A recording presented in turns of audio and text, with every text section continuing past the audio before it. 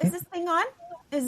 Can you hear me? Is this thing on? Hello? Oh, and that's the energy we're riding with today because we're looking at, is this thing on?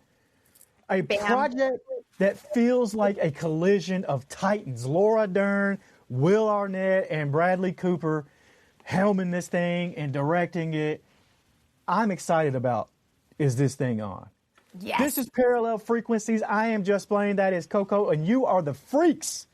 What's up over there, Coco? How are you today? Doing all right. I'm doing all right. I was doing burn boot camp this morning, getting my workout on, and today I hit 50 camps. And the burn boot camp culture is you get to cheer for people when they get to 50 and they get to sign a giant 50 on the wall. I think it's a little sad how excited I was about this. No, Maybe I think life that's... wasn't that interesting because I was like, today's my 50. Today's my 50. I think I'm excited for you. Show us them guns. Let's see. Are you looking chiseled? Oh, my God. Not really. Now that I see it on camera, I'm like, I don't know if you can tell. But today was arm day. So I see some tone. I see some tone up there. Yeah.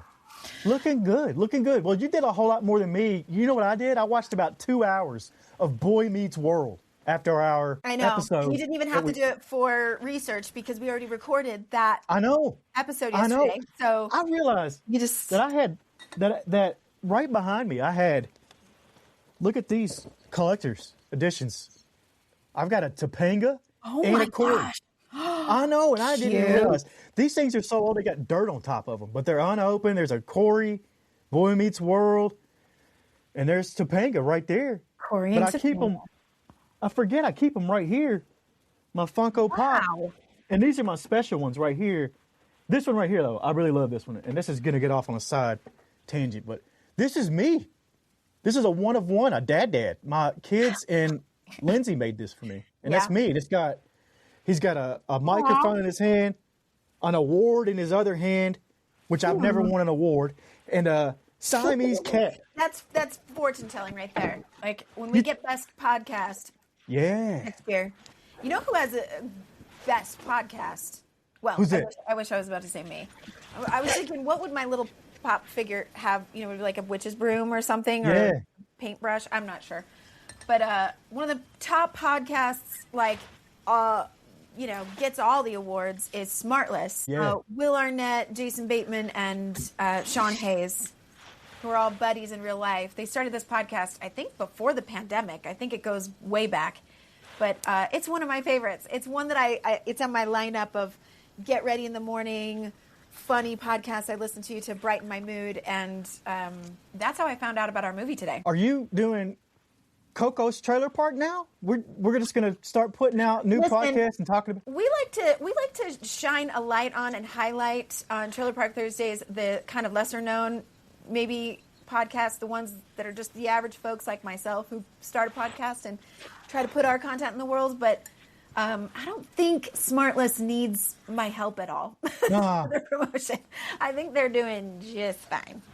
But it is one of my favorites, so I just had to give a shout out there because, if Jason Bateman wants to contact me and say, thanks for the shout out on your podcast, I would be thrilled. Or come on ours. Come talk to us. We need to get some more guests on here. Yeah.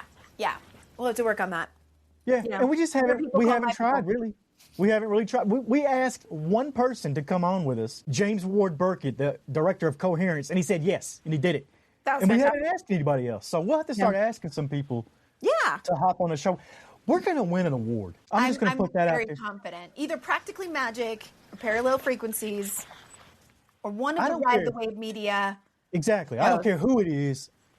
I just want my name to be attached to the award somehow. I guess I do have a couple awards if you look at it like that. I've got a couple of hosts that I've worked with who have Marconi Awards, which is the highest award in radio. I don't have one, but they do. So I help them elevate up. I'm putting it out there right now. We are going to win an award or get nominated or have somebody ask us or something to I'm working on my acceptance speech. I'll work on it in the car and in the shower and when I'm getting ready. Yeah, I like that. Maybe I'll start working on mine too. But today is Feature Friday, and you turned me on to this movie. Is this thing on? And I don't think I'd heard of it. I think it was one that just kind of slipped under the radar, And Perfect for Feature Friday. It's kind of like a little, tucked away movie. Didn't get a big release, right? Like big blockbuster release. And this movie it's polished, but it's not. It's gritty, it's dirty, it's real. And I'm watching this thing and I'm like, holy crap, this is real life. This is what people really go through. This is how it is. There's two people in this movie, Tess Novak, Laura Dern, and Will Arnett, Alex Novak. And they started off by saying, should we call it? Sure, yeah. It's not fighting. And what they're talking about is their marriage. Yeah. And it's just like that. Yep, we should call it. And then you get to see what I consider two people who are too busy to get a divorce. And that's real life. Mm-hmm. They couldn't slow down enough to even be split up. That's crazy. Yeah, and it's clear that this isn't, like you said, it's so subtle. It's so kind of not explosive. It's not this. I think that's probably more common. I don't know. I don't know about, going through divorces, but I know that like when my marriage has hit some rocky patches here and there, like I always tell people, I've been through 3 marriages in my lifetime and they're all to the same person. Yeah. That's average, right? That's common. But to go through like these patches, when you really love the other person, you're really loyal, you're really committed, it is hard to have this moment of like, is this when we call it? Like, is this it? Because I don't feel like it is. And you kind of feel that push and pull in these characters. They really still do love each other. And they really can't see their lives without each other. But they're also like, I think we got to call it. I think this is it. This movie hurt. It hurts to watch. Like, when you see Will Arnett, Alex Novak, when you see him with his 2 sons, and then you find out that they're sleeping in his bed because it's the most comfortable, and he's sleeping on the couch. He's still sacrificing. And we never really find out. Like, they don't fight. They're not like doing the yelling at each other and this and that. We never really get too deep into what caused all this. Yeah. Well, and it's only when they kind of start to rekindle passion for each other. Yeah. To have the sort of post-separation affair. Yeah. I don't know what other couples go through when they go through separations. And I wonder how common it is to kind of go through we can't quite let each other go. There's still that passion there. Or being separated somehow rekindles the passion because then it's a little bit like recording each other. And there's that going on. But it was when that happened that they started to fight it out. And they start kind of hashing out their history a little bit more. And you see them kind of talk about things that are, I think, really relatable to everybody in the audience watching, which is, at what point did we make it the other person's responsibility to make us happy? Yeah. And then at what point in a marriage when it's just kind of, it's easier to just kind of live your life than to keep trying to get to know the other person through all the changes and transformations that 2 people can have in a lifetime. You think you know that person because you met them and married them, but we become new people every year, every day, every 10 years, whatever the cycles are. Are we still doing the work or making the effort to know that person that we're married to? I love that you say that you've been married. You've been in 3 marriages, all to the same person, because it's true. Like, we change. And if you don't change with your mate as they change, then something's off and something's amiss. I have been married before and divorced. And that was so long ago, let's just say, that if me and her were to meet today, we probably no attraction, probably nothing, It's like, oh, I'm a different person now. She's a different person. That was a different life. We didn't grow together. Mm-hmm. So I can see that. Do you ever feel like these multi-hyphenated Hollywood setups, how it's got Arnett, Dern, Cooper. Do you ever feel like the ones with these big names and stuff, it's either going to be a masterpiece or a very public therapy session? And because I'm leaning towards the latter, and I mean that in the best possible way, Bradley Cooper has a knack for finding the broken in beautiful people and put it on the screen like this. Yeah. He's directing Will Arnett and Laura Dern. Broken people. You could say it either way, right? Absolutely. beauty in the brokenness of these characters, these flaws and these conflicts and these not just relationship conflicts, but like inner conflict. Yes. That you see, like Alex Novak, Will Arnett's character, going through as he's discovering himself through stand-up comedy. Through going to open mic, something he probably never would have done when he was married and with his wife. Like he would never tried stand-up comedy, this character. But he's like, whoa, what is this? What am I feeling? What am I discovering about myself? I'm getting on stage and having like therapy on stage. That's what it was. Yeah. That's what it was. And I've been in that position of where Alex was. That feeling, like you're going through a divorce, his name gets called, and he's like, fuck it, man, I'll do it. I've been there where it's like, you got nothing to lose. Yeah. Like, what's the worst that happens? You get up there and people boo you and tell you they don't like you and you get upset. Like, you're not making me feel any different than I already was. So who cares? Right. I mean, it's like right now he's going through this really, big life event that's changing everything he thinks he knows about himself, about life, about what he thought happiness was going to be, all these things. So you're right. Like the biggest fear that a comic might have getting up on stage and trying to be funny and to be, a successful comic is, I want to make people laugh. I don't want to bomb. But he's like, I don't care if I bomb. He's got, like who cares about that? I'm like, my marriage is over. Like that's so much bigger.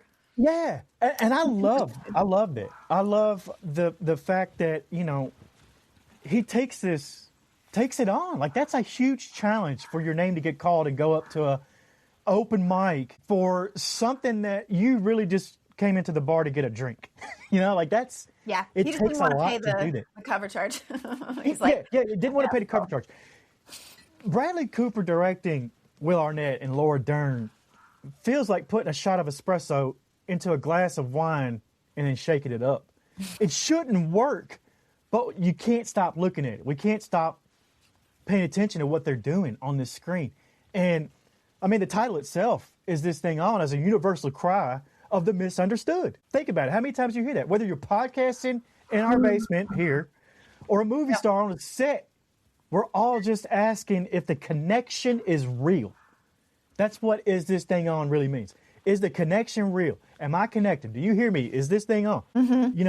I feel that every single day with three boys, chasing them around all day, and my husband, and everybody having their own self-interest. Like, they all have an objective in their mind of what's going on and what they need to get done and how they are pursuing happiness, which is kind of, comes to be the theme at the end, is like how individually are we pursuing what's right for us and meeting our needs, but then we're like connected in this family unit.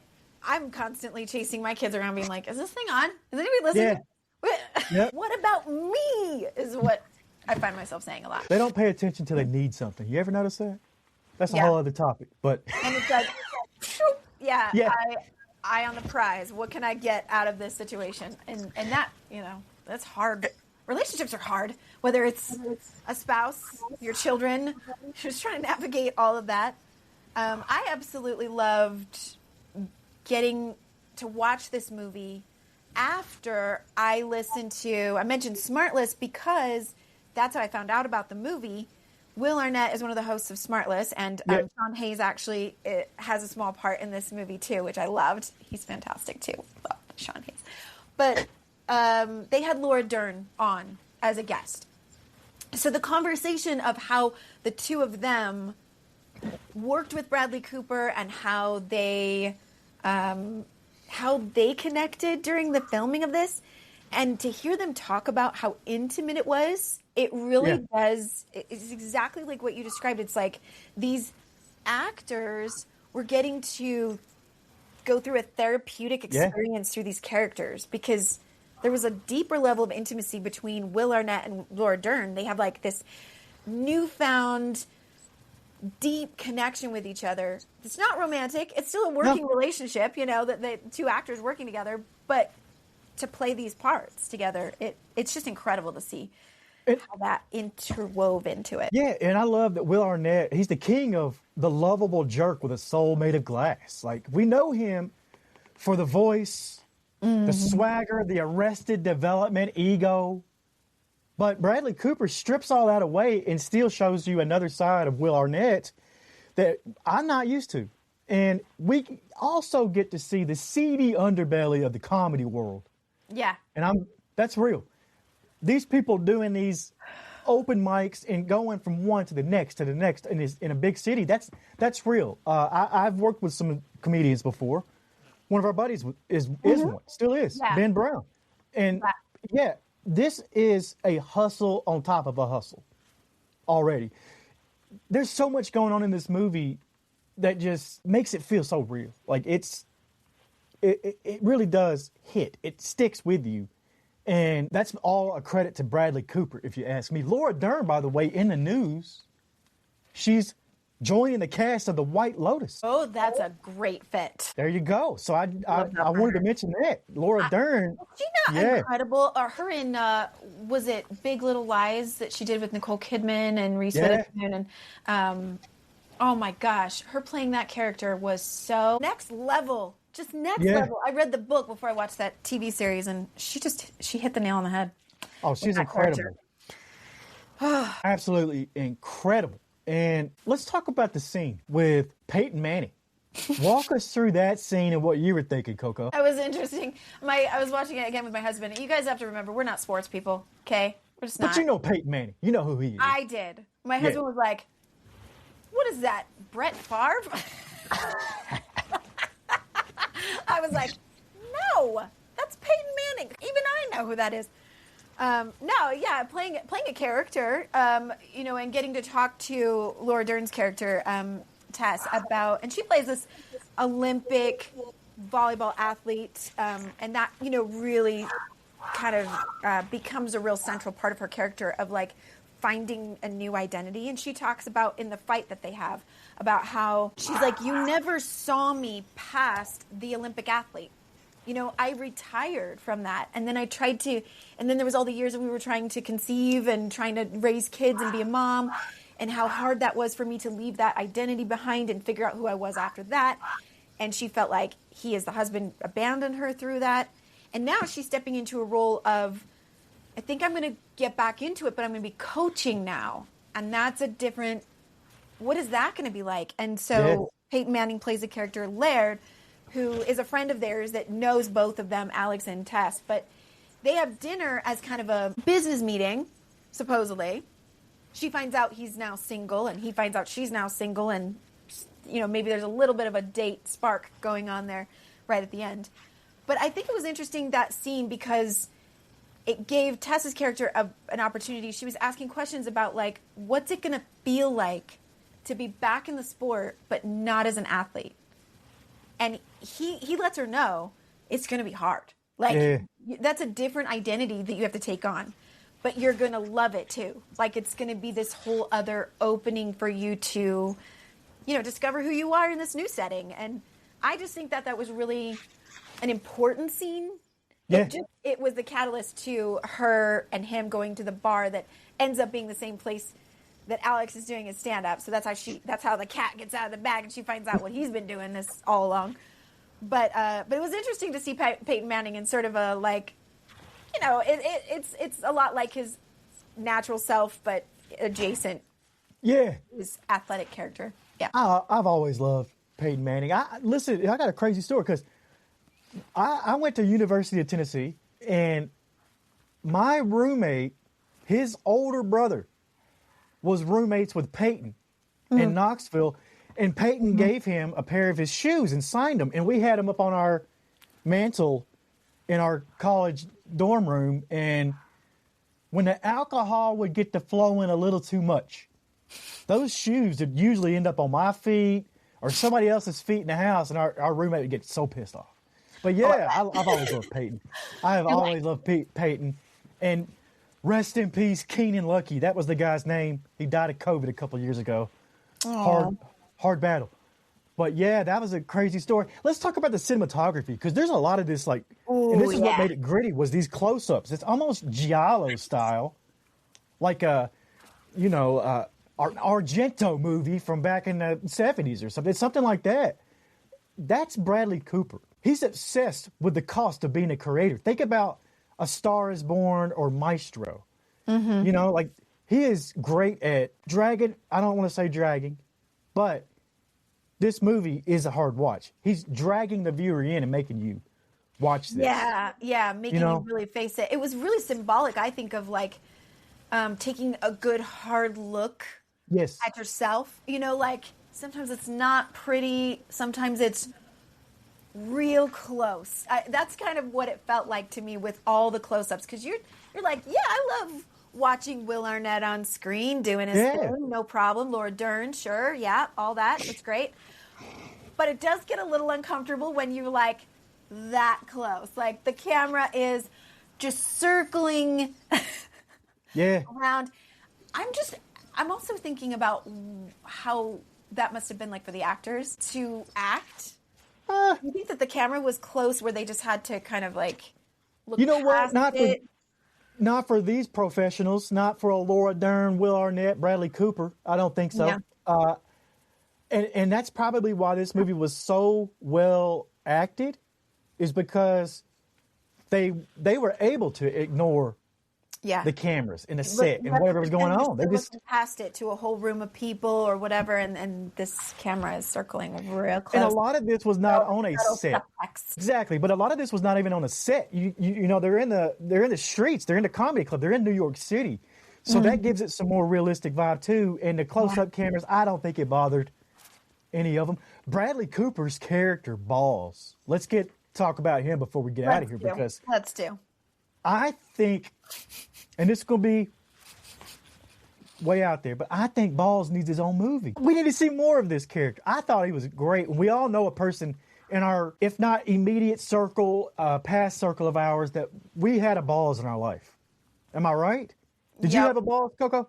A couple of them? I think there were several. I look back at like college days when I was first married and all of the group of friends that we had back home.